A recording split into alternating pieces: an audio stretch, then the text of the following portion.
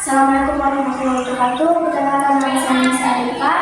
Saya dari kelas 12 1. Di sini saya akan menjelaskan sebuah materi tentang reaksi fotosintesis, yang dimana reaksi fotosintesis ini terbagi menjadi dua tahapan. Yang pertama ada reaksi terang dan reaksi gelap. Di sini dengan pembimbing Pak Irwan SPD.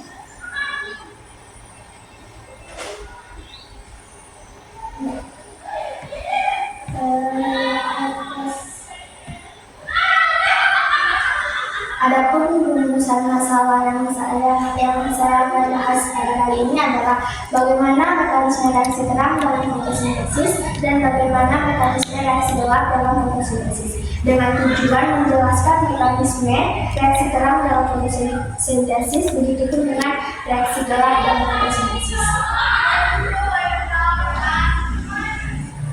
Yang pertama adalah reaksi terang. Reaksi terang ini disebut sebagai fase terbentuknya cahaya, yang dimana terjadi di membran tilakoid klopas. Terus membutuhkan tiga bahan baku. Yang pertama ada air sebagai sumber utama elektron yang dibutuhkan. Yang kedua ada cahaya matahari sebagai bahan baku utama yang menggerakkan seluruh proses. Yang ketiga ada NADP+ dan ADP. Adapun proses reaksi terang, yang pertama adalah cahaya matahari yang diserap oleh pigmen fotosintetik seperti klorofil A, klorofil B, dan karotenoid yang terdapat pada fotosistem 1 dan fotosistem 2. Energi cahaya yang digunakan untuk memancarkan molekul air disebut dengan fotolisis, menghasilkan elektron, proton, dan oksigen.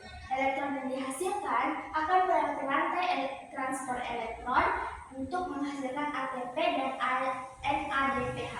Lalu produk ataupun hasil akhir dari reaksi terang ini ada ATP, NADPH, dan oksigen. Oksigen ini dilepaskan ke atmosfer. Reaksi gelap. Siklus Calvin dan Benson. Reaksi gelap ini tidak bergantung pada cahaya yang terjadi di stroma kloropas menggunakan bahan baku dari hasil reaksi terang, yaitu ATP, NADPH, dan oksigen. Adapun prosesnya dimulai dari oksigen dari atmosfer yang masuk ke siklus Calvin dan melalui serangkaian reaksi enzimatik yang kompleks.